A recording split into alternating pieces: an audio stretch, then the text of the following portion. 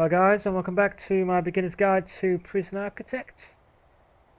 In this episode we're going to go through the next couple of grants.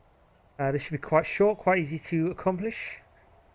We still do not have any prisoners in this prison, although I don't think that would help anything. Not the greatest designed prison ever, just mainly to show you guys how to knock off the grants. So let's start on the grants. The next one we have to do is prison maintenance. Is unlock maintenance through bureaucracy, unlock cleaning through bureaucracy, unlock groundskeeping, hire a foreman, hire 2 janitors, and hire a gardener. So I'm just going to take that one straight away. Now this is probably one of the easiest ones to do.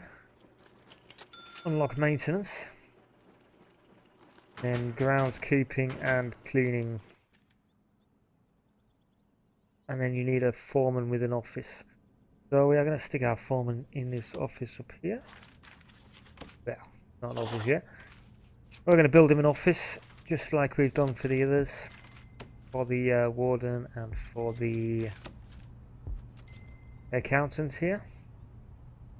Now, one thing I would note about this is the foreman does teach the workshop classes. So if you're planning to have a workshop in your prison, it may be an idea to put his office next to the workshop. So if I was going to have a workshop down here, I was going to make that a workshop, then I would usually just section off a little corner at the back. That's not quite big enough.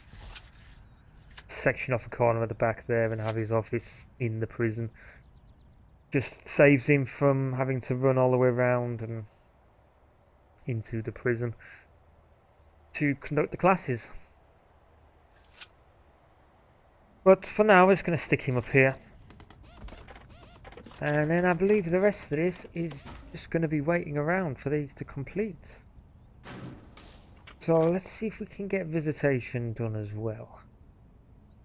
So visitation, right? Oh, you do need some prerequisites on a few of these. So these two both require that we completed the basic detention centre, which was the shower block and holding cell, kitchen and the canteen, and the yard. So once you knock that off, these will appear. So there is a few more, so it kind of guides you through. You build one thing and then you unlock more. Security, no. Got any? No, I don't. No, the only one we've got is cell block C, which requires cell block B. But they do sort of gradually go through. So let's take visitation, right?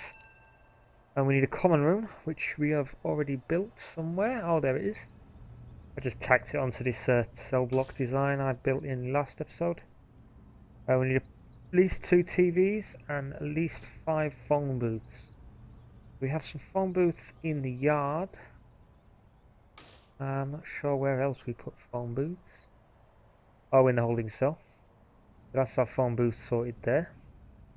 The 2 TVs are in these cells here. I mean, these can be anywhere, the pool set, the common room, the pool. The TVs at the phone booths can be anywhere, they don't have to be in a common room. And we need a pool table. Again, you can stick the pool table wherever you want. Demonstrate, I'm going to stick it in the warden's office. Now, you don't have to wait till this is complete. It just has to be placed, and then that's fine. I can even cancel it.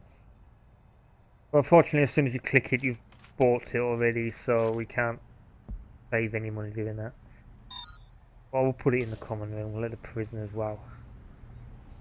It'd be the worst place to put a pool table ever. You better take any shots in that. Stick it in this yard here. Another indoor yard here. We need a visitation room and at least 3 visitor tables. So if you go over to our rooms, see visitation is lit up.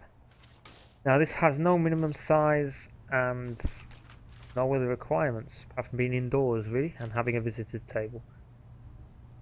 And the visitors tables are, get this right, they are 2 by 3. They take up a little chunk like that. So you can stick them next to each other like this. I would usually leave a little gap in between them all. And that will complete that. You build it up. Now one thing is, you do get families visiting. So the prisoners' families... Let me do this quick, it's going to annoy me otherwise. The visitors' families will come in from the top of the road here. They'll come down the road and then into your prison and go to the visitation. Now, if there's a riot kicks off while you've got families in the prison, they can get killed. I believe they can get stabbed up, and what I will usually do is try and have them bang it like that. Try and have them at the front, the visitors at the front, so I'll have one entrance for my visitors. Say I will put it, whoop. I'll have a visitor's entrance on that side, and then I will have another entrance for the prisoners on the other side. So the families come in this way and the prisoners come in this way. Now that doesn't always work out. Sometimes the family's AI thinks it's easier for them to go through the prison, so they won't automatically avoid prison sections. Like if we had an entrance up here, they may go down here and through here rather than coming straight down.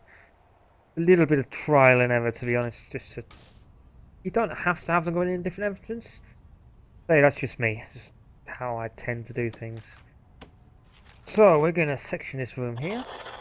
Have all visitation, and then that will highlight the table, and you can put these tables side by side like this way around. You can spin them all the way around, do 360. So we'll put 4 in there, and then your family will sit on one side here, and then your prisoner in the middle there. Now we only need 3 of those, but we put 4 in because it fit. And that is visitation ticked off the list. We got our cash for that one. Where's the cash? We've got a nice easy £10,000 for building a few tables.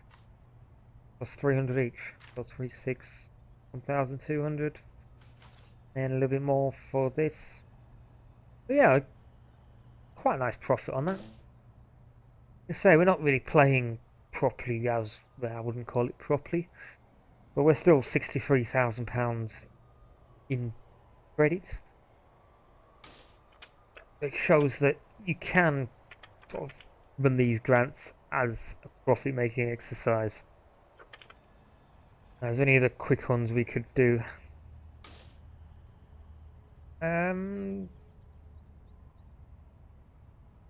Staff wellbeing. We'll knock that one out as well while we're here. Why not? So staff wellbeing initiative. You don't get any money up front for this one. You get 10 grand completion bonus. And you've got to build a staff room, have at least 5 guards without assigned duties, and ensure none of your staff are exhausted.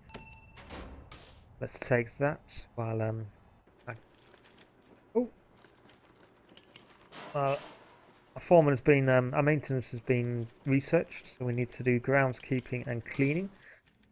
You get these 2, groundskeeping here and cleaning. And we need a foreman who needs an office. Hire our foreman. Then he can start researching while we build this staff room. So a staff room is here. It needs to be a minimum of 4x4. It needs a wide sofa and a drinks machine in it, and it needs to be inside. Now you can build more than one staff room. But if you've got 2 sort of sections to your prison, you could have a staff room for the staff who work in this section here, and then another one for the staff who work in sort of this section here up here, say. Mainly you want to keep it sort of central so the staff can get to it. They don't spend all their time like realizing they're tired over here and having to walk all the way up to the staff room. You want to keep it kind of central if you can. Prisoners will steal things from it. You may want to make it deploy it as staff only. For now I think we're going to put it up here. It needs to be 4x4. It's the same as an office. And I would usually put a staff door in here because only really going to be staff who are going to be getting into here. I will usually section it as staff only. And then it needs a few objects in it. A drinks machine and a wide sofa. Now putting anything else in here doesn't do anything. It doesn't mean more staff can rest. All staff, as long as staff can get in here, I think they rest automatically. So it doesn't make it any better building a larger staff room or adding more things into it. So you can just keep it as a little 4x4 and could sort of squeeze them in where you can. Might get one in there. We could put one sort of down here for the doctors we don't have and the psychologists to rest in. Then have one up here for our warden and for our accountant to rest in. Oh, we need to hire 5 guards and have them not having duties. So we're going to do our little trick again of hire them up and then fire them straight away. Staff, there we go.